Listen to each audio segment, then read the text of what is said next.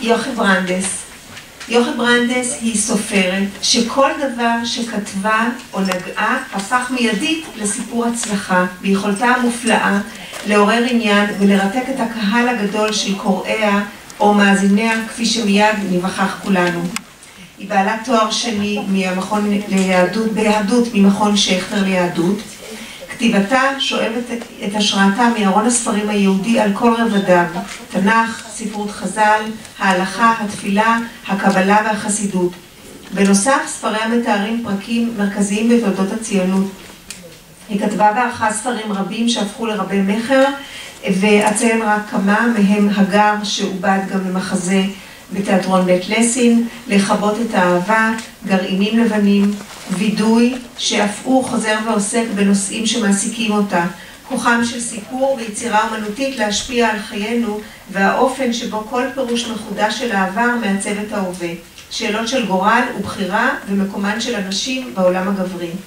ספרה מלכים ג' היא גם בספר הזה בודקת באיזו מידה אנחנו יכולים באמת להכיר את עברנו, ועד כמה הוא משועבד לתכתיבי השליטים המנצחים. ברומן 7 אמהות היא מנתחת את עמדת התנ"ך לגבי הדמויות הנשיות שבחרה, ומרחיבה את הניתוח גם למקורות יהודיים וכלליים מתקופות אחרות, ומציעה אפשרות של קריאה אלטרנטיבית לפרשנות המוכרת לנו. ספרה האחרון, אשר בו תתמקד גם הרצאתה הערב, הוא הפרדס של עקיבא, ועל איך הפכו רחל, חנה ואמא שלום לדמויות המפתח של הספר. בבקשה. טוב, אז שלום לכם, אני מאוד שמחה להיות כאן, וכל כך נהניתי והתרגשתי מההרצאה שלך, פרופסור אביגדור שנן, והתמלאתי געגועים בלתי נסבלים ללפני 20 וכמה שנים, כשזכיתי לחוות את החוויות של השיעורים איתך כמה פעמים בשבוע במשך 3 שנים. להרחיק את המיקרופון? אוקיי, ככה זה יותר טוב. טוב, אני רוצה לספר לכם, באמת להתמקד בפרדס של עקיבא, ועוד יותר בנשים של הפרדס של עקיבא, אבל לפני כן, כדי להגיע לפרדס של עקיבא, אני אספר לכם קצת על עצמי, על היצירה שלי ואיך הגעתי לספר הזה. אז כתבתי עד כה 8 ספרים, כולם ספרים שעוסקים בתרבות יהודית. אני כותבת את היצירה שלי רק מתוך ועל התרבות היהודית. זה נובע קודם כל מהביוגרפיה האישית שלי. אני בת למשפחה חרדית, בת למשפחה חסידית, משפחת אדמו"רים, בתהליך ארוך וממושך שבחלקו היה מיוסר, אצלי זה היה מאוד לאט. עזבתי את העולם החרדי שלא התאים לי, יצאתי לחפש לי ואף מצאתי לי עולמות שהרבה יותר מתאים לי לחיות בהם. ותקופות מסוימות בחיי חשבתי שאם עזבתי את העולם החרדי אני גם אפתח את אופקיי לתרבות הכללית. כל כך הרבה דברים מעניינים אותי בתרבות הכללית, היסטוריה כללית, ספרות כללית, פילוסופיה, תיאטרון, וחשבתי שאני אפתח את אופקיי לדברים האלה, וגם זה היה תהליך ארוך ומיוסר, כשגיליתי שלא משנה כמה אני לומדת ומתעמקת וקוראת בתרבות הכללית, אני מרגישה זרה ונוכריה, ואפילו לבושתי בורה ונבערת. והמקום היחיד שבו אני מרגישה בת בית מבחינה תרבותית זו התרבות היהודית, רק בה מתוכה ואני יכולה בעצם ליצור. וברגע שהבנתי את זה, כל התחומים המקצועיים בחיי, גם האישיים, נוגעים וקשורים לתרבות היהודית. אני במקצועי מורה לתנ"ך, לימדתי בתיכונים הרבה מאוד שנים, גם פה בירושלים לימדתי בשני תיכונים, במסורתי ובלידע. לפני כן לימדתי בתיכון דתי, הכשרתי מורים בתנ"ך וביהדות. תכף אני אסביר למה אני אומרת תנ"ך ויהדות, זה כאילו מוזר, אבל זה קשור לפרדס של עקיבא. וכתבתי תוכניות לימודים בתנ"ך ויהדות, ועסקתי בטלוויזיה וברדיו ובעיתונות, תמיד בתנ"ך ויהדות. וגם ב17 השנים האחרונות, מאז שהתחלתי לכתוב פרוזה בחלקת האלוהים שלי כסופרת, ועכשיו גם קצת מחזאית, אני לא יכולה ולא רוצה לכתוב אלא על תרבות יהודית. בהמשך, וגם על זה אני קצת ארחיב אחר כך, בהמשך זה הפך להיות הרבה מעבר לאני לא יכולה ולא רוצה להתעסק אלא בתרבות יהודית. זה יותר ויותר נהיה אצלי גם תחושת שליחות וייעוד, שאני יודעת שזה מה שאני יכולה לתת לחברה הישראלית, ושהחברה הישראלית באמת, הקול שאני יכולה להשמיע בתרבות היהודית, הוא קול שהחברה הישראלית מתעניינת בו ורוצה לשמוע אותו, ואני יכולה בזה לתרום את תרומתי בדבר כל כך חשוב לחברה שבה אני חיה. אלא מה? בחמשת הרומנים הראשונים שלי, ואת הזכרת קודם את הרומנים הציוניים, בחמשת הרומנים הראשונים שלי, לא העזתי לכתוב ספרים שכולם יהדות, מה שנקרא קלאסית, יהדות של שם ואז, תנ"ך, חז"ל, רמב"ם, ריה"ל, חסידות, כל מה שהזכרת, לא העזתי. חששתי שאם אני אתמקד בתרבות היהודית הקלאסית, לא יהיו לי קוראים כמעט, משום שהחברה הישראלית, כך חשבתי, לא כל כך מתעניינת בדברים האלה. זה רומן, אם אני רוצה להיות סופרת נקראת, אני רוצה כאמור שישמעו את קולי. רומן צריך להיות פופולרי, וכדי להיות פופולרי הוא צריך להיות רלוונטי, צריך לגעת בחיינו, צריך להיות פשוט לקריאה, צריך להיות מובן, והתרבות היהודית היא לא רלוונטית, כך הנחתי אז לרוב הציבור ורחוקה, ולכן אני מאוד חששתי, ומה שעשיתי, מצאתי פתרון שהיום ממבט לאחור, לקח לי זמן להבין את זה, הוא היה עוקף יהדות במידה מסוימת, אבל בתוך היהדות. 5 הרומנים הראשונים שלי הם רומנים בתולדות הציונות, משום שזו הייתה דרכי לכתוב על היהדות, אבל לכתוב על דברים רלוונטיים ביהדות. ציונות זה יהדות, נכון? זה 130 השנים האחרונות, זה היהדות של 130 השנים האחרונות, אבל היא רלוונטית לציבור הישראלי, הציונות רלוונטית, וגם דבר נוסף, כשאני כותבת רומן היסטורי, אני יכולה להכניס לתוכו את התרבות היהודית, הרבה יותר בקלות מאשר כשהרומן הוא לא רומן היסטורי. אני יכולה להכניס קצת תנ"ך, קצת חז"ל, קצת מעט, וזה מה שעשיתי. ומה גיליתי 2 דברים מאוד משמחים. דבר ראשון, שברוך השם יש לי קוראים רבים, שהולכים וגדלים מספר לספר. זה דבר אחד, שיש לי גרעין של קוראים שאני יכולה לבנות עליו שילך איתי. ודבר שני גיליתי, וזה הרבה יותר חוויה עצומה בשבילי, אני כל פעם נותנת הרצאות, כשאני כותבת ספר, אני תמיד נותנת הרצאות בכל רחבי הארץ, וגיליתי שכשאנשים באים אליי בהרצאות, שואלים אותי שאלות ובאים אליי בטענות על היהדות שבספרים שלי, אף פעם הטענה היא לא, כמה דוסיות יש בספרים שלך, כמה תנ"ך, כמה חז"ל, כמה זה. תמיד הטענות, אם הם היו הפוכות. הם היו, נגיד בספר הגר, שהוא על מלחמת השחרור. למה לא כתבתי יותר על אברהם, שרה והגר בתנ"ך? למה לא כתבתי יותר על רבי עקיבא ורחל, אפרופו הספר הזה? בספר גרעינים לבנים של העלייה הראשונה. למה לא כתבתי יותר על יוסף ואשת פוטיפר שהכנסתי קצת? בספר וידוי, שהוא על תחיית התרבות העברית, תל אביב הקטנה, אודסה. למה לא כתבתי יותר על מי כמוך באילמים אדוני, שהכנסתי שם את המחאה של חז"ל לאחר חורבן בית המקדש, ועוד ועוד ועוד ועוד. ואז אחרי 5 ספרים שאני ככה מתאפקת, לא לכתוב על יהדות קלאסית, אבל מכניסה את היהדות בצורה קצת מתחמקת, אחרי 5 ספרים כאלה החלטתי שהפעם אני מעיזה ללכת על מה שאני באמת רוצה לעשות, וזה לכתוב על התרבות היהודית של שם ואז, ולא להכריח אותה להיות שייכת לכאן ועכשיו, אלא דרך העניין שהיא תעורר, כלומר, להראות דרך הסיפורים של שם ואז כמה התרבות היהודית רלוונטית לחיינו כאן ועכשיו. וכך נולד הספר מלכים ג'. במלכים ג' הבאתי לידי ביטוי את כל התשוקות שלי כסופרת. גם, קודם כל, להביא את התרבות היהודית לציבור הרחב. להראות, להפוך את זה, בעצם זה לא סתם להביא, זה להפוך את התרבות היהודית העמוקה, המורכבת, המסובכת, לספרות פשוטה, קלה לעיכול, קולחת, מעניינת, להפוך את זה לסיפור פשוט, להפוך את היהדות לסיפורים פשוטים. אז זה דבר אחד שעשיתי, הבאתי אותו לידי ביטוי במלכים ג'. הדבר השני שמאוד מאוד חשוב לי תמיד, זה לפתוח את הקריאה של התרבות היהודית, להראות שבניגוד למה שחלק גדול מהציבור הישראלי מכיר דרך המתווכים של היהדות בימינו, שהם כל כך הרבה שייכים לממסדים דתיים מסוימים, והדרך שהם מציגים את היהדות היא כל כך הרבה כזה ראה וקדש, דוגמטי, זאת היהדות וזה מה שצריך להבין, כל כך הפוך ממה שפרופסור אביגדור שנן אמר עכשיו על הקריאות האינסופיות של חז"ל, זה רק ככה, זה צריך לפרש וזה מה שחז"ל, הכל אחיד, וזה מה שהיהדות אומרת.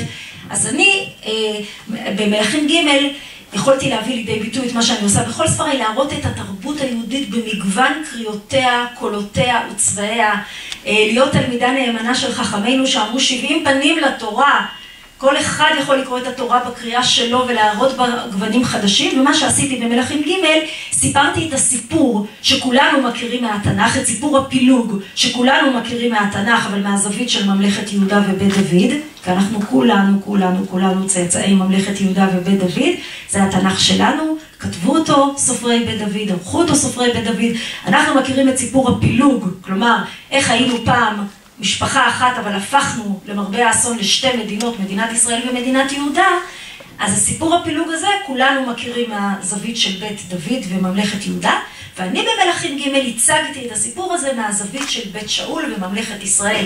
כלומר, אני סיפרתי איך סיפרו את זה בבית שאול, את הפילוג, איך סיפרו בממלכת ישראל של ירובעם בן נבט, של ממלכת אפרים את הפילוג.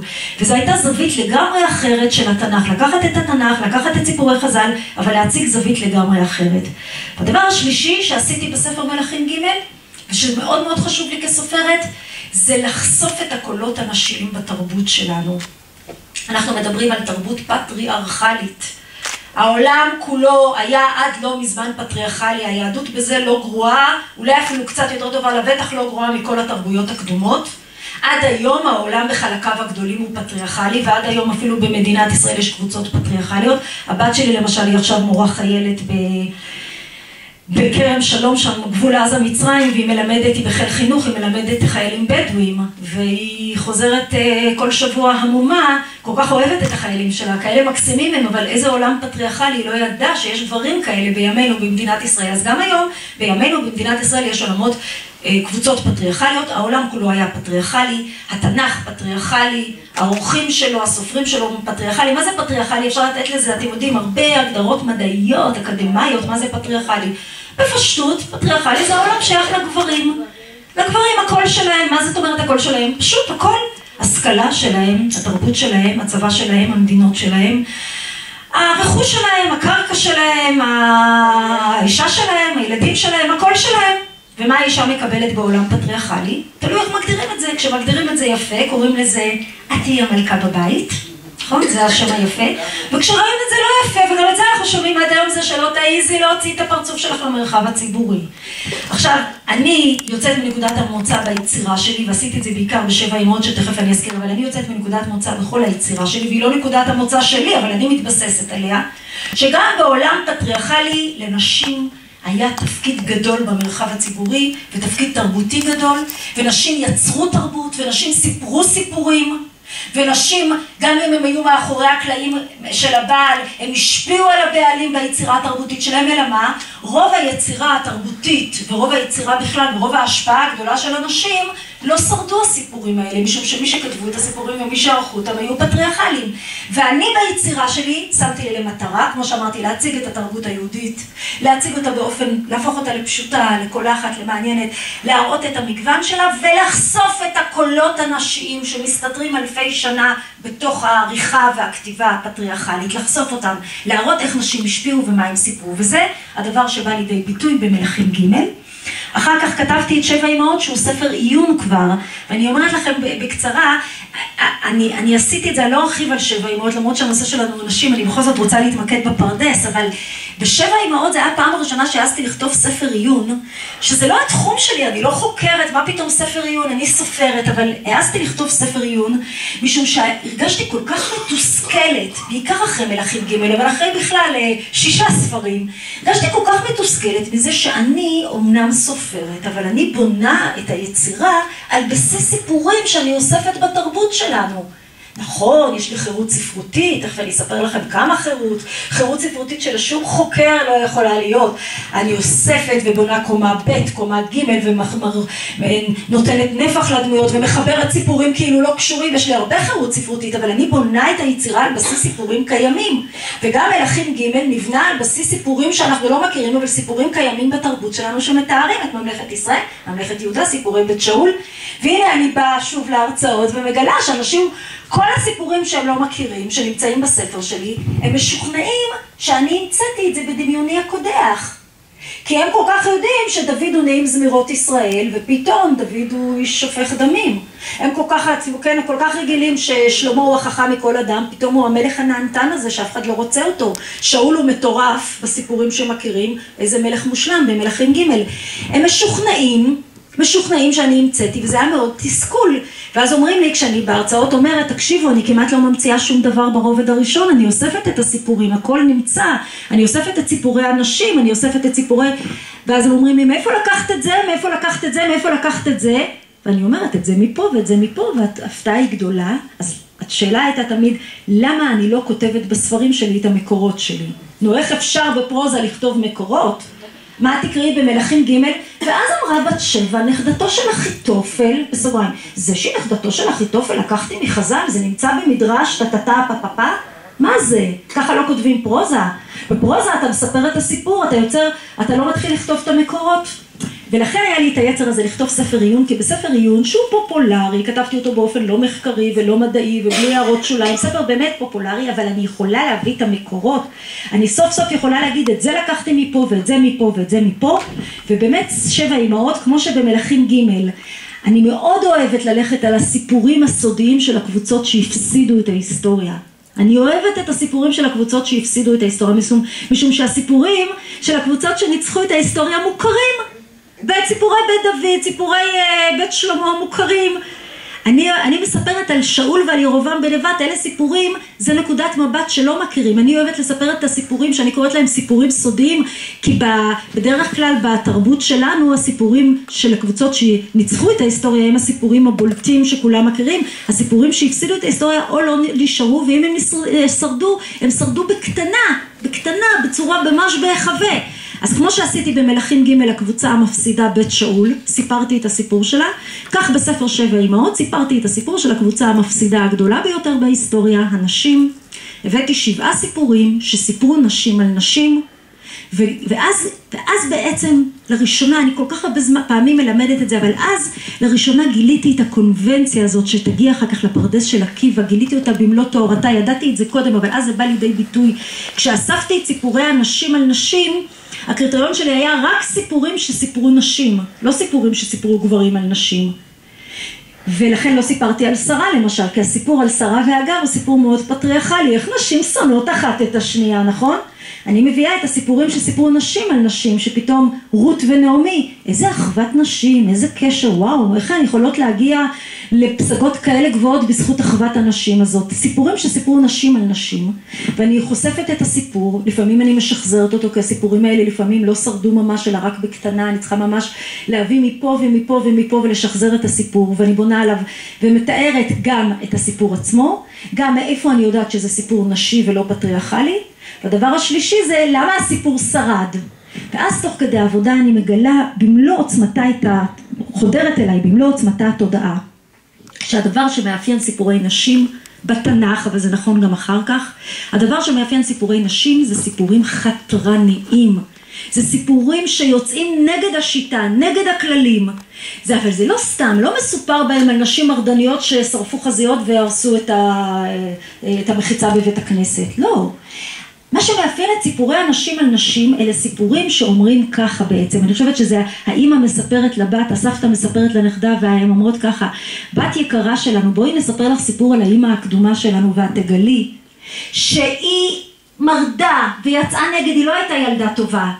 היא לא שמרה את החוקים, היא יצאה נגד, היא עשתה מה שהלב שלה אמר לה, ובזכות המרידה שלה, עם ישראל חי וקיים. זה הדבר המדהים שאני מגלה בשבע אמהות, שהנשים האלה הן נשים מרדניות, אבל הן לא נשים מרדניות שהוקעו. אגב, אם הן היו מוקעות, לא היינו שומעים את הסיפורים שלהם. אלה נשים שבזכותן עם ישראל חי וקיים, ולכן קראתי לספר שבע אמהות. מספיק שאישה אחת לא תהיה ברשימה הזאת, ועם ישראל, אף אחד מאיתנו לא היה יושב כאן היום. למשל, אני רק אביא דוגמה על קצה המזלג, למשל, בת פרעה. היא לא אימא שלנו, היא מצרית, אבל בת פרעה מורדת באביה ומצילה לנו את משה רבינו. ואם היא לא הייתה מצילה לנו את משה רבינו, אין מתן תורה, אין יציאת מצרים, אין עם ישראל. בלי משה רבינו אין עם ישראל. היא בוודאי אימא שלנו, וכך הלאה וכך הלאה. כל אישה ואישה, אלה סיפורים שסיפור נשים, הם סיפורים שאומרים בעצם אל תלכי בתלם, לא בהכרח, לא תמיד אל תלכי בתלם, אבל אם את רוצה לעשות משהו, אם את מרגישה שזה את צריכה לעשות, גם מבחינה מוסרית, גם מבחינת לממש את עצמך, תעשי את זה. עם ישראל קיים בזכות נשים שעשו את זה, בזכות נשים שלא הלכו בתלם. זהו, ואחרי 2 ספרים, 5 ספרים ציוניים ו2 ספרים תנכיים, אני מגיעה להחלטה שאני רוצה לכתוב ספר על המהפכה של חז"ל. זו הייתה החלטה מאוד קשה, לא הייתה החלטה, קודם כל היא לא טבעית לי, משום שאני, התחום שלי הוא תנ"ך. אני למדתי חז"ל, אני מכירה חז"ל, אבל אני לא בקיאה בחז"ל, אני לא מומחית לחז"ל, בכלל לא. אז זה דבר אחד, זה לא היה טבעי לי, אבל הדבר השני גם משום שאני, כל כך חשוב לי להיות סופרת נקראת, כל כך חשוב לי שרבים יקראו אותי, ואני מאוד חוששת, כי חז"ל זה, לא מכירים את זה. וידעתי שזה יהיה ספר הרבה יותר קשה מהספרים הקודמים שלי, וזה באמת מה שקרה. ככל שאני אשתדל לכתוב פופולרי ולכתוב פשוט ולעשות את זה הכי פשוט ומעניין, ידעתי שזה יהיה ספר יותר תובעני ויותר קשה מהקודמים, אפילו בגלל העובדה הפשוטה שכשקוראים את מלכים ג' ואני אומרת שלמה, דוד, ירובעם אפילו, פחות מוכר, יואב, אבנר, בת שבע, אחיתופל, כולם יודעים על מי אני מדברת. ופה כשאני פתאום אומרת רבי שמעון, עוד רבי שמעון, עוד רבי שמעון, רבי אליעזר, רבי אלעזר, רבי אלישע, מי הם בכלל? ויהושע, מי הם האנשים האלה? אבל זו בדיוק הסיבה שגרמה לי להבין שזה מה שאני רוצה לעשות, לכתוב ספר על המהפכה של חז"ל. מדוע? דווקא בגלל שהחברה הישראלית כל כך לא מכירה. משום שלא להכיר את חז"ל זה לא להכיר את היהדות. למה אני אומרת את זה? אני גם כמורה לתנ"ך רואה את זה כל הזמן. כל הזמן אני רואה את זה כמורה לתנ"ך. שאנשים שואלים אותי כל הזמן את השאלות האלה, פותחים את התנ"ך ולומדים ואומרים, רגע, כל נושא כמעט שאני מלמדת חוקים, סיפורים, איפה יש בתנ"ך קדיש, בית כנסת, סידור, טלית, חופה וקידושין, ליל הסדר, תיקון ליל שבועות, חנוכה, שמחת תורה, איפה? ואז אני אומרת, אין, התנ"ך זה לא היהדות. אנשים חוטפים התקף לב מהמשפט הזה, התנ"ך זה לא היהדות, איזה מין משפט זה? התנ"ך זה לא היהדות, התנ"ך זה השורש שממנו נולדה היהדות. היהדות זה חז"ל, היהדות זה המהפכה של חז"ל. ולא להכיר את חז"ל זה לא להכיר את היהדות. זה לא להכיר את השורש, זה לא להכיר את השורש הכי בסיסי שלנו. עכשיו תבינו, אתם יודעים את זה הרי, החברה הישראלית זה לא משנה דתית, חילונית, מסורתית, חרדית, מה משותף לנו חוץ משפה וארץ? משותף לנו מעגל החיים ומעגל השנה ולוח השנה היהודי, זה מה שאנחנו מציינים ביחד. ורוב הדברים האלה לא נמצאים בתנ"ך, ואם הם כבר נמצאים בתנ"ך, לגמרי אחרת. מה הקשר בין יום תרועה התנ"כי לראש השנה שלנו? ממש שום קשר. אז לא להכיר את חז"ל, זה לא להכיר בעצם את היהדות, זה לא להכיר מאיפה בקענו. ואז אני מגיעה להחלטה שאני אכתוב ספר על המהפכה של חז"ל, הוא יהיה ספר יותר קשה, כן, יהיו בו המון אנשים שלא מכירים. אני אתאר דרכו גם את המחלוקות הגדולות ביותר בחז"ל, שגרמו לכך שיהיה לנו את המהפכה הזאת, בית הלל, בית שמאי, צדוקים, פרושים, נוצרים, יהודים. ואני יודעת כבר מראש, לפני שאני אגיע לרבי עקיבא, אני יודעת שאני צריכה לשים במרכז הספר באמת את המהפכה של חז"ל, שהיא מהפכת העדכון אני קוראת לה. אני לא חושבת שיש עוד מישהו שקורא לזה ככה, אבל אני חושבת ככה אני קוראת למהפכה הזאת. מהפכת העדכון. כי מה זה בעצם המהפכה של חז"ל? התנ"ך כבר לא רלוונטי. בסוף ימי בית שני, בוודאי אחרי ימי בית שני, הוא כבר לא רלוונטי. הדברים המרכזיים של התנ"ך כבר לא רלוונטיים. אין בית מקדש, אין קורבנות, אין מלכים, אין נביאים, אין כהנים, אין אורים ותומים, אין ניסים, אין. כל הדברים שמעצבים אותנו אינם.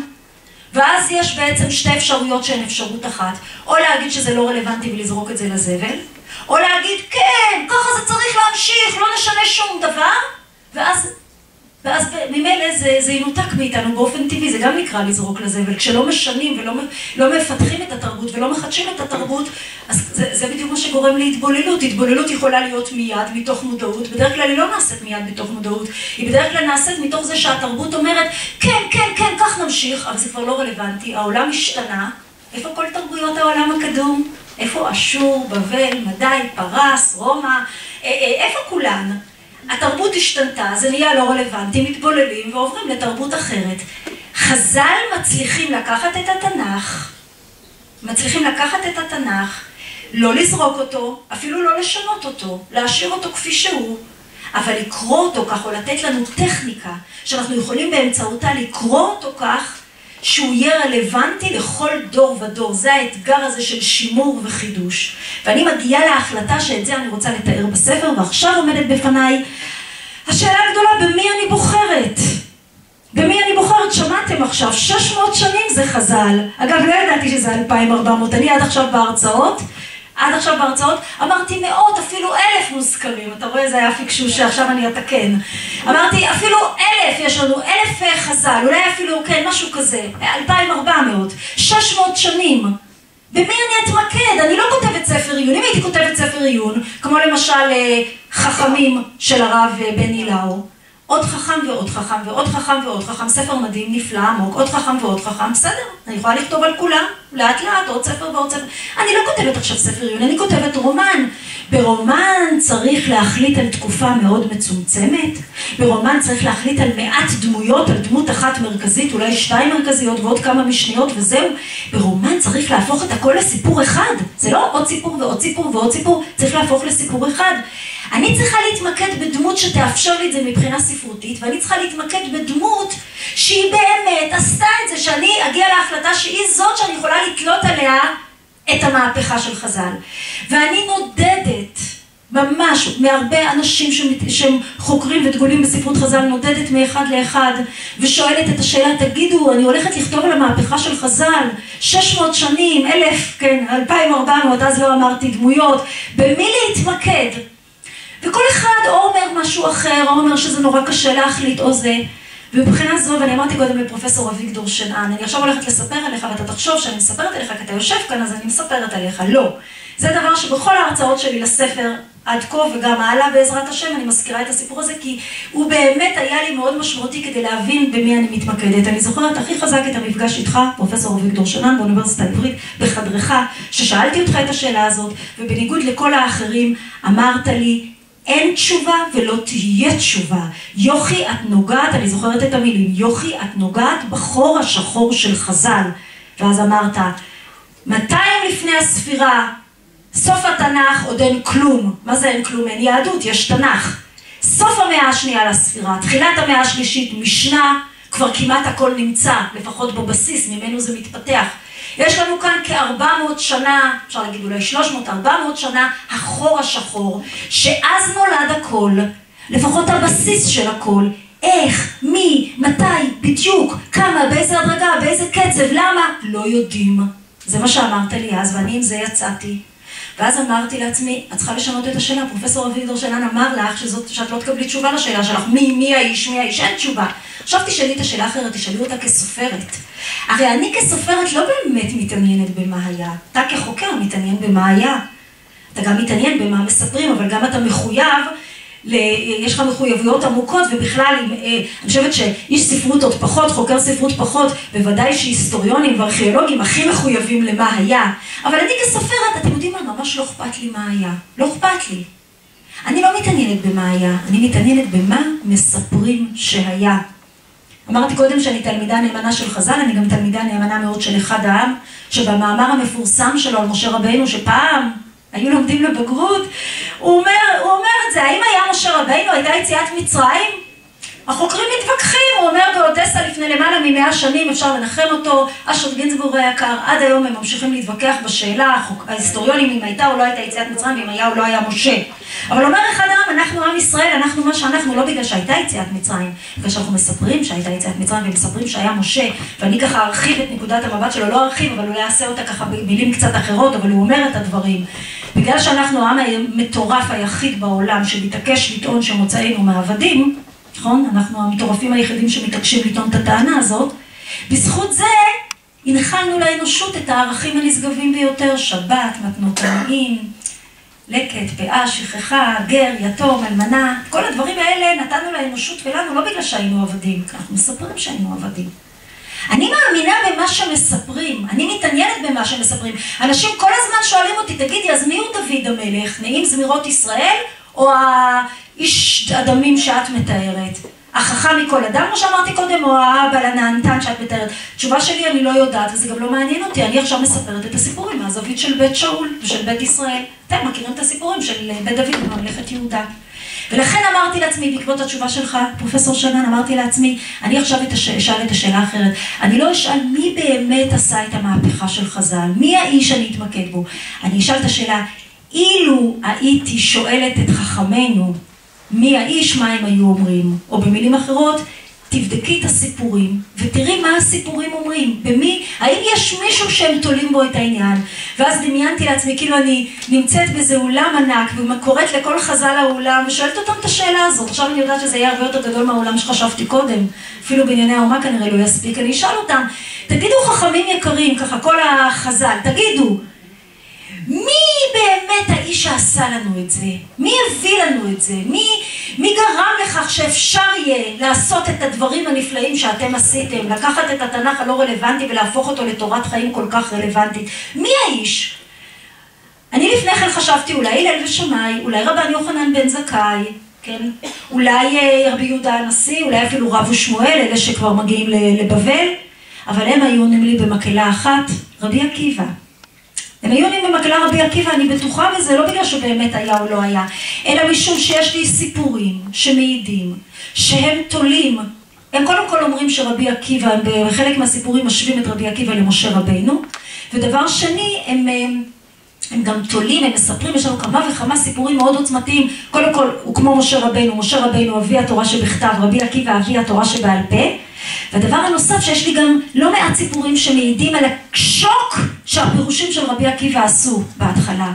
אנשים חכמים היו בשוק גמור, הם היו צועקים עליו, מה אתה מגבר, חדל מדרשותיך, איזה מין דבר זה, זה בכלל לא כתוב, אתה לוקח פסוק והופך אותו על פניו. זאת אומרת, יש כאן הדים לכך שהסיפורים מספרים שרבי עקיבא היה בעצם הראשון שהעז לא רק להגיד שיש תורה שבעל פה, זה לפניו, אלא לקחת את הטקסטים התנ"כיים ולהפוך אותם על פיהם בלי לשנות שום מילה.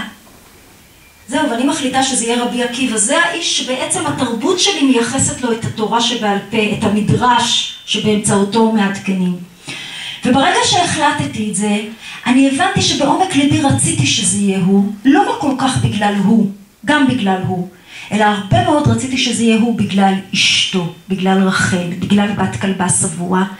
אני אומרת בת כלבה שבוע במקורות, בכלל העניין הזה, אני רוצה להגיד על זה, אנחנו לא יודעים מי באמת היה רבי עקיבא. כל הסיפורים שיש לנו על רבי עקיבא מאוחרים מאוד לרבי עקיבא, מאוד מאוד מאוחרים.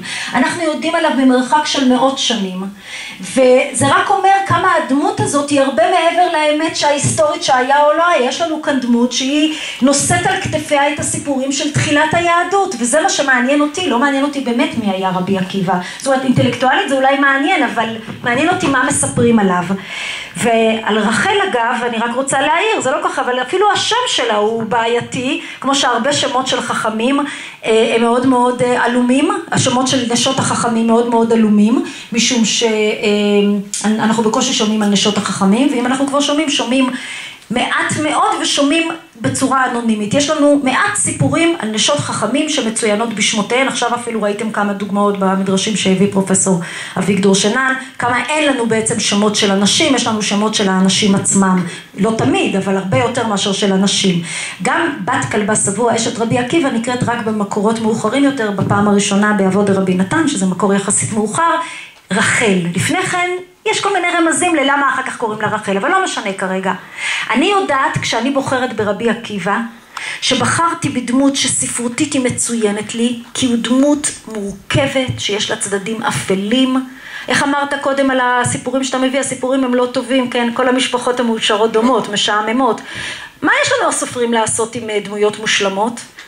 אם אני אביא נגיד, סתם חשבתי, אם אני הייתי לוקחת את רבן יוחנן בן זכאי, אין לי עליו הרבה, כל מה שיש לי עליו נורא יפה ונורא מושלם, אז מה אני יכולה להרצות?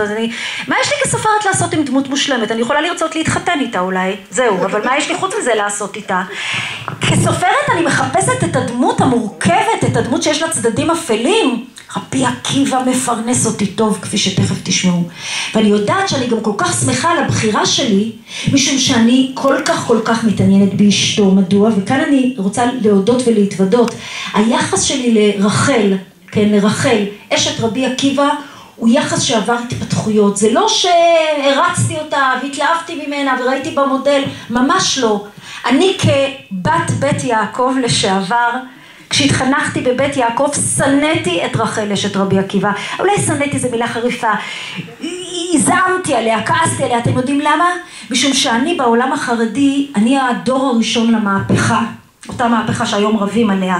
אבא שלי עבד, אבא שלי לימים היה אדמו"ר. אבא שלי עבד. כל האבות של החברות שלי עבדו. מה זאת אומרת? כולם עבדו? זו הייתה החברה החרדית פעם. היו פה ושם כמה שבעיקר בגושים של בני ברק ירושלים, אבל אני שנולדתי בחיפה, גדלתי בפתח תקווה, כל האבות עבדו, כולם עבדו. כל החברות שלי נשואות לבני תורה. כל הבנים שלהם בני תורה, כל הבנות שלהם נשואות לבני תורה. אנחנו, בעצם זה התחיל מאחותי הגדולה, היא גדולה ממני, אני בת 54, אחותי בת 60, זה התחיל אז בדור של אחותי, אבל זה אותו דור, אנחנו הדור של המהפכה. אנחנו אלה שקיבלנו לראשונה, אני חושבת בכלל בעולם היהודי, את החינוך שהמורות לימדו אותנו ואמרו לנו, תקשיבו, אתן צריכות לפרנס את הבעל, והבעל צריך ללמוד תורה, הגברים צריכים ללמוד תורה, רק כך יהיה לנו עם ישראל, רק אם הגברים ילמדו תורה, אתם תקבלו את הגן עדן שלכם, אם תעבדו קשה, תחיו במשורה, תחיו בחיים מאוד צנועים, וכך תאפשרו את קיומו של עם ישראל בלימוד התורה. מי הייתה הדוגמה, האות והמופת? רחל. עכשיו אתם מבינים איזה דוגמה סדיסטית המורות הביאו לנו, למה? כי רחל סבלה סבל בל יתואר. היא הייתה עגונה 24 שנים. היא הייתה ענייה מרודה, יש לנו סיפורי זוועה על העוני שלה, כי אבא שלה העשיר נידה אותה, היא הרי, תכף נגיע לזה, היא הרי המורדת, אבא שלה נידה אותה. היא סבלה איסורים איומים. ברגע שהמורות של בית יעקב הביאו לנו אותה כדוגמה, הם בעצם אמרו לנו, פחות או יותר כך, אל תעזנה לקטר. יהיה לכם קשה, אתם תעבודנה בפרך, תחיינה חיי עוני. מה זה לעומת מה שעברה רחל? מה יש לכם בכלל לקטר? רחל הסכימה לעשות את כל זה כדי שבעלה ילמד תורה, ובזכותה קיבלנו את רבי עקיבא, אין לכם מה לקטר. אני שכבר אז הבנתי שזה לא העולם שלי וזה לא דרכי, ואני לא רוצה להישאר שם, מאוד זעמתי עליה וכעסתי עליה, איזה מין חסדנית כזאת שבגללה עכשיו אומרים לנו להתחתן ולסבול כל החיים, בגלל שרחל הייתה כזאת צדיקה. מה זה? לקח הרבה שנים כשהבנתי, זה היה גם בעקבות שבע אמהות וגם עוד קודם, כשהבנתי שרחל היא דמות, היא בדיוק בקונבנציה של הנשים המרדניות, זה אותו סיפור של הקונבנציה של התנ"ך. בתנ"ך יש לנו שורה של נשים שמרדו והצילו את עם ישראל, היא בדיוק זאת. הרי רחל היא המורדת הגדולה. אבא שלה אומר לה להתחתן עם גדולי החכמים. אבא שלה מייעד אותה לגדולי החכמים, היא נסיכה, היא הבת של האיש הכי עשיר בארץ. והיא לפי המסופר אומרת לא. הולכת, מוצאת לבד, רואה בור ונבער בן 40, לבד, איפה נשמע שבת תמצא לבד את בעלה, ראינו, אף צריך להסיט ביתו, היא הולכת, מוצאת אותו, מציעה לו נישואים, אני חושבת שאפילו היום זה נחשב לנו, אז היא מציעה לו נישואים, ומתנה לו דרך, אמא, אני אתחתן לך, וניסית לו בניגוד לרצון אביה, ואביה מנדר אותה, ומה הסוף? כן, היא הצילה את עם ישראל, משום שהיא נתנה לנו את רבי עקיבא, שהביא לנו בעצם את המהפכה, או לפחות נחשב כמביא המהפכה. זאת אומרת שבת כלבה שבוע היא בדיוק, רחל היא בדיוק הטיפוס של האישה המורדת, ואני מאוד אם כך מבינה שכשבחרתי ברבי עקיבא ובחרתי ברחל, אלה הדמויות שבאמת אני רוצה להתעסק איתן. עכשיו תראו, הסיפור של רבי עקיבא ורחל, מהרגע הראשון היה נראה לי, הסיפור היפה הזה שהיא שולחת אותו ללמוד תורה, והוא חוזר אחרי 24 שנים, היא רוצה שהוא ילמד תורה, והוא חוזר אחרי 24 שנים, ואומר לה, שלי ושלכם, או איך דליה רביקוביץ' אומרת, היא תורתי הקדושה, ומאז אפשר להבין, הם חיו באושר ובאושר, והכל היה נהדר, ואיזה כיף. אני מבינה מהר מאוד שמדובר בסיפור בולשיט מאין כמותו, סליחה על הביטוי הלא ספרותי. מדוע? משום מה פתאום צריך לעזוב אישה בשביל ללמוד תורה? אפילו כשראינו היום דוגמאות, כן, היו דוגמאות בספרות חז"ל, זה נדיר מאוד. זה קונפליקטים, זה לבטים, אבל זה לא איזה הדבר הטבעי שגבר עוזב אישה בשביל ללמוד תורה. מה גם שאין איזה שום הצדקה, אולי אלה מסורות בבליות, אולי בבבל או במקומות האלה הגדולים הייתה איזושהי הצדקה גם, 24 שנים, מה פתאום? כמה חודשים אולי. בארץ הקטנה שלנו צריך לעזוב אישה 24 שנים בשביל לנסוע לישיבה? מה זה? קודם כל אנחנו נמצאים כבר בתקופה שיש ישיבות בהרבה מקומות. דבר שני, הם קוראים לזה בתי מדרש, תכף אני אגיד לזה משהו, ודבר שני, אנחנו מדברים על התקופה הרומית, אנחנו מדברים על אוטוסטרדות רומיות, סוסים, חמורים, נוסעים, כמה שעות, לא צריך לעזוב אישה בשביל ללמוד תורה, לא צריך. אפשר לעזוב לשבוע, לשבועיים, לבוא כל שבת, מה פתאום לעזוב אישה בשביל ללמוד תורה? אין שום צורך בזה. אני גם מבינה, וזה אחד הדברים, שוב, החירות שלי כסופרת, כשאני לוקחת את הסיפורים רק אומרים לי, יש לי כל כך הרבה סיפורים, כל סיפור מספר דבר אחר, כל אחד גם לא שייך לשני. כשאתה חוקר אתה צריך להיות מאוד זהיר, אתה צריך להגיד, זה סיפור כזה וזה כזה, הם לא שייכים, כל סיפור עומד במקומו, אבל אני כסופרת, יש לי חירות ספרותית, אני עושה מה שאני רוצה עם הסיפורים, אני בוחשת, אני מערבבת, אני שוזרת, אז אני יכולה לקחת סיפור מפה, סיפור משם, וליצור את הסיפור שאני רוצה באמצעות החיבור. ואני מבינה ככל שאני מתקדמת בסיפורים האלה שאני קוראת על מערכת היחסים הזו, שבאמת מדובר על מערכת יחסים מאוד אפלה, שאין מצב שלא יכול להיות, שוב, לפי הקריאות שאני קוראת, שבאמת הוא חוזר אחרי 24 שנים, זהו, חוזרים אחרי 24 שנים, עזבת את האישה, היא חיה לבדה, היא סבלה סבל בל יתואר, יש לנו גם עדויות, כל מיני סיפור באמצע על הבן שמת, בן של רבי עקיבא שמת, שאני מקשרת אותו לרחל, חוזרים וחיים באושר ובאושר, ודאי שיש כאן מערכת יחסים מאוד מורכבת, מאוד אפלה, מאוד מאוד בעייתית. עכשיו, אני רוצה, יש לי הרבה מאוד דוגמאות לאיך אני שוזרת את הסיפורים ביחד, אני אביא תכף דוגמה אחת, כדי לענות לשאלה הכי מטרידה, או אחת השאלות הכי מטרידות שהייתה לי בספר, שהיא קשורה ליחסי עקיבא ורחל, למה באמת הוא עזב אותה? התשובה של לימוד תורה זה לא נכון. למה באמת הוא עזב אותה?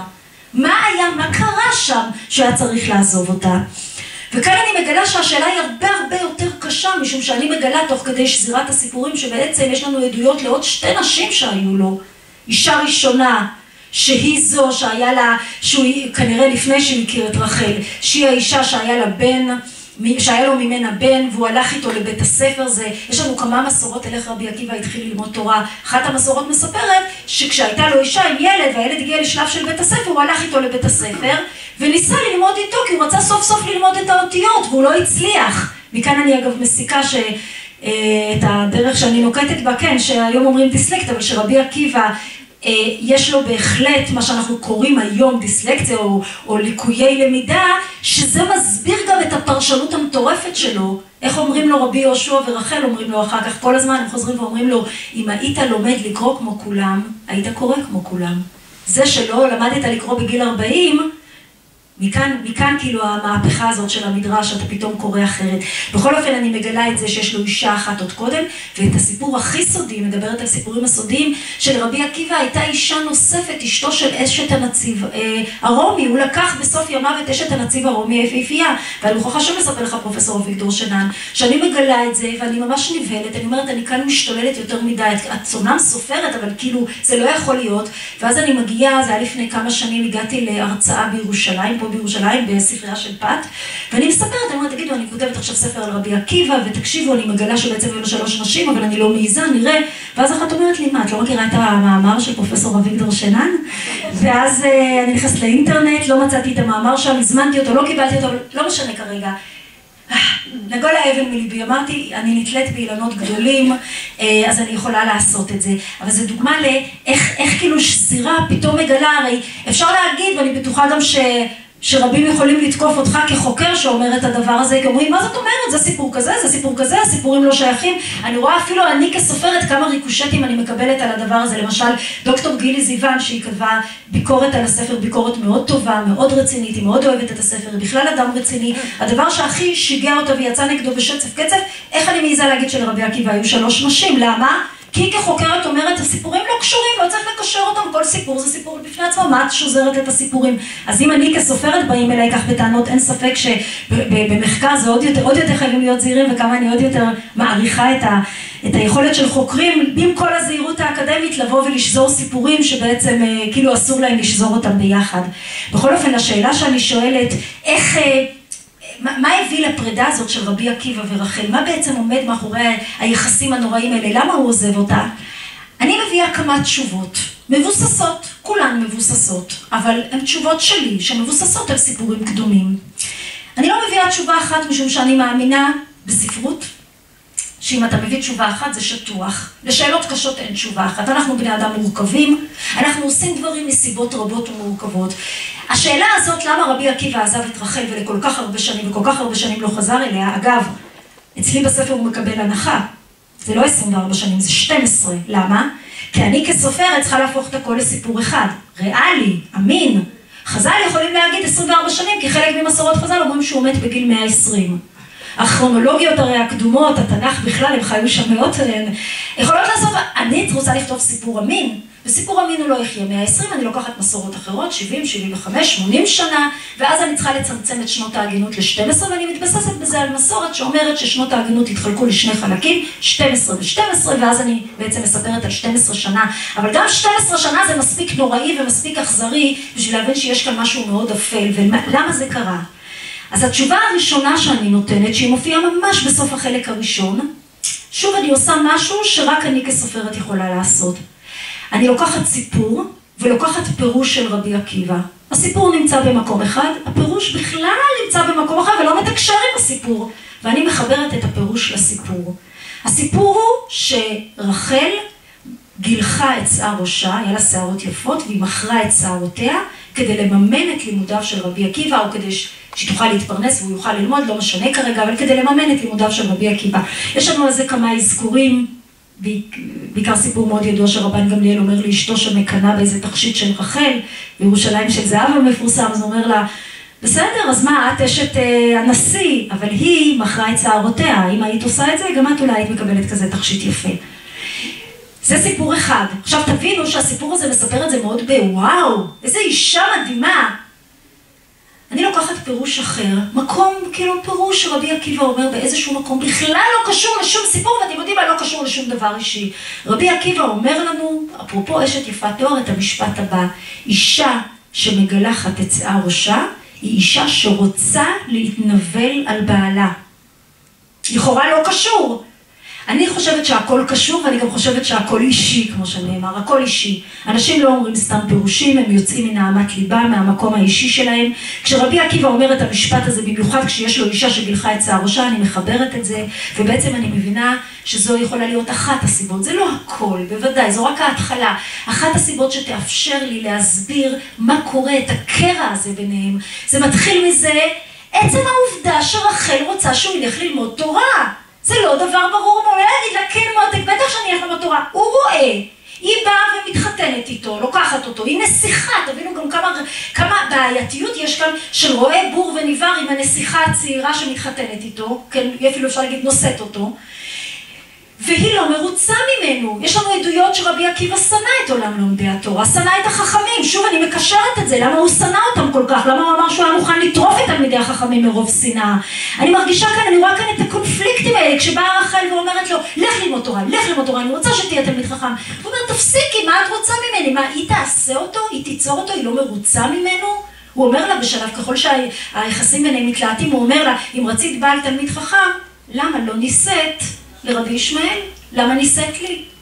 למה, את רצה מישהו כמו שאבא שלך רצה, אז למה לא שמעת בכל אבא שלך? למה מרדת בו?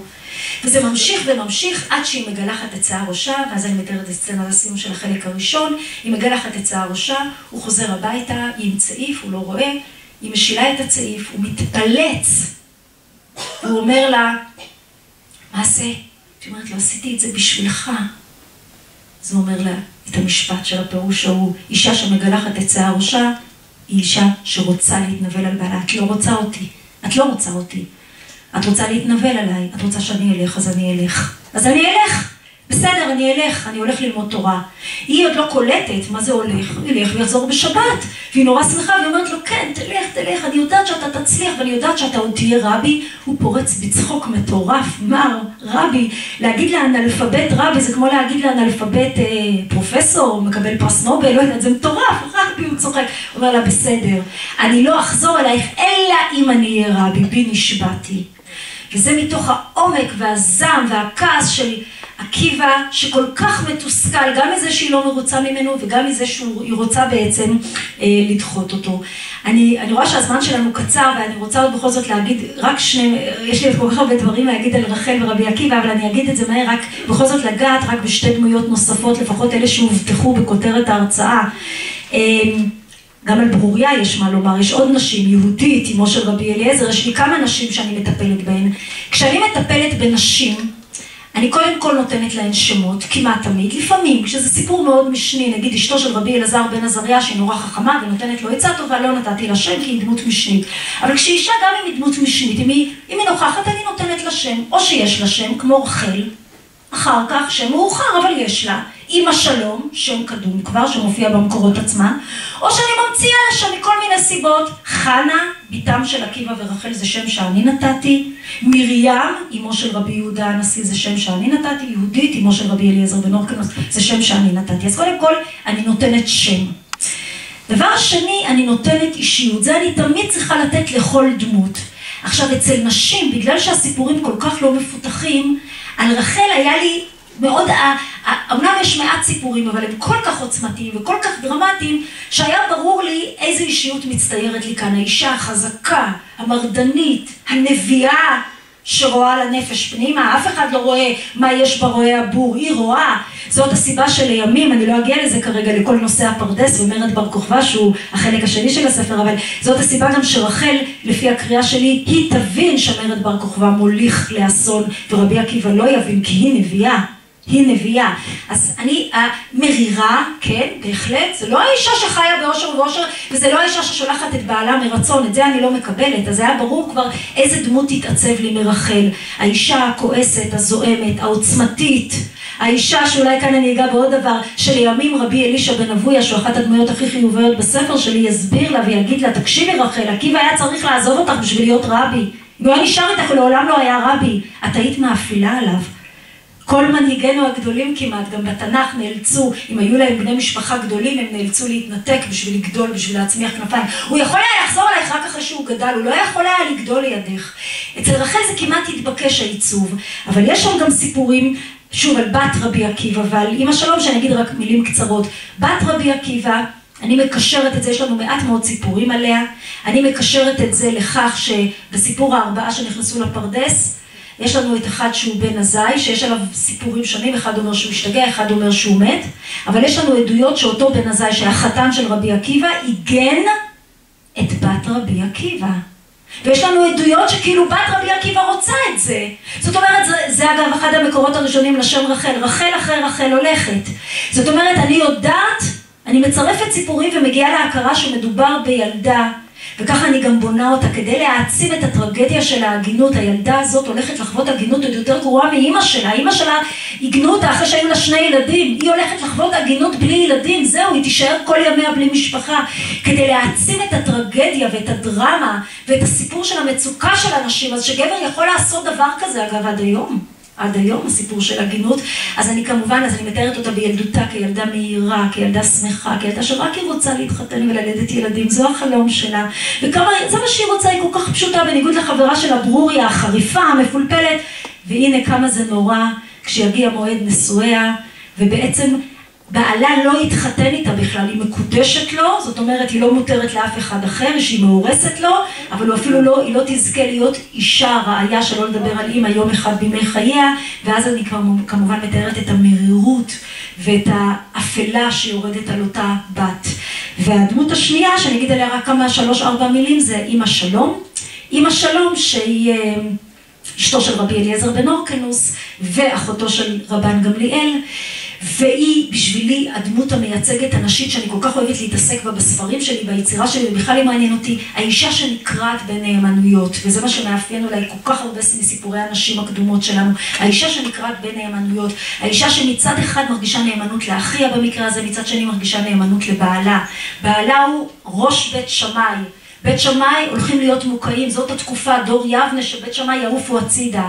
אחיה זה רבן גמליאל, רבן גמליאל גם מחליף קצת נאמנויות, אבל בסופו של דבר רבן גמליאל השתתף ואפילו יוביל את הנידוי של רבי אליעזר, ואמא שלום היא האישה שנקראת ביניהם. וכאן אני חוזרת לרחל.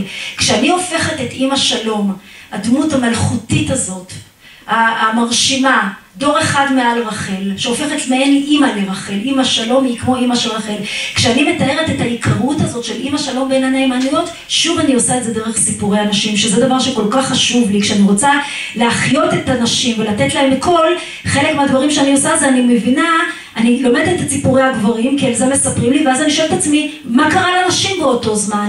אז כשאני לוקחת את הקרע הנורא הזה, העקוב מדם הזה, שמוביל לאסונות כל כך גדולים בין רבי עקיבא לרבי אליעזר, רבי עקיבא שבין המנדים של רבי אליעזר, וואו, אני רואה עכשיו, נשאר עוד דקה, זה כבר לא צריך, ממש. אוקיי, כשאני לוקחת את הקרע הזה בין רבי עקיבא לרבי אליעזר, בין רבי עקיבא שמכריע לבית הלל כמובן, הוא אולי מביא לניצחון של בית הלל, מול רבי אליעזר של בית שמאי, הקרע בין רבי אליעזר לרבי עקיבא, אני מספרת אותו במידה רבה דרך סיפורי הנשים. מה קורה לרחל, אשת רבי עקיבא, ולאמא שלום, אשת רבי אליעזר, כשהנשים האלה כל כך אוהבות זו את זו, כל כך חשוב להן זו, כל כך הן עובדות ביחד בהרבה מאוד דברים, מה קורה כשהן נאלצות בעצם להיפרד בפרידה מאוד כאובה, רק בגלל שהגברים אוסרים ביניהם מלחמות אידיאולוגית, כלומר הגברים אוסרים את המלחמה האידיאולוגית, והנשים בעצם נאלצות לשלם את המחיר האישי, שבמידה רבה זה הסיפור שאני מספרת בפרדס של עקיבא דרך האנשים שאני מתארת בספר. אז תודה.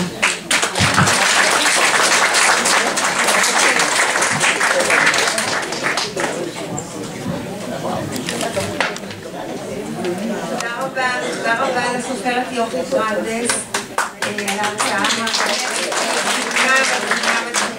ומאחר ויוכי הזכירה שישנן כל כך הרבה נשים שהיא רוצה לטפלת בהן, נוגעת בהן, כותבת עליהן, אז אני כמובן רוצה לשמור את הזכות והכבוד להזמין אותך שוב אלינו למסגרת שלנו.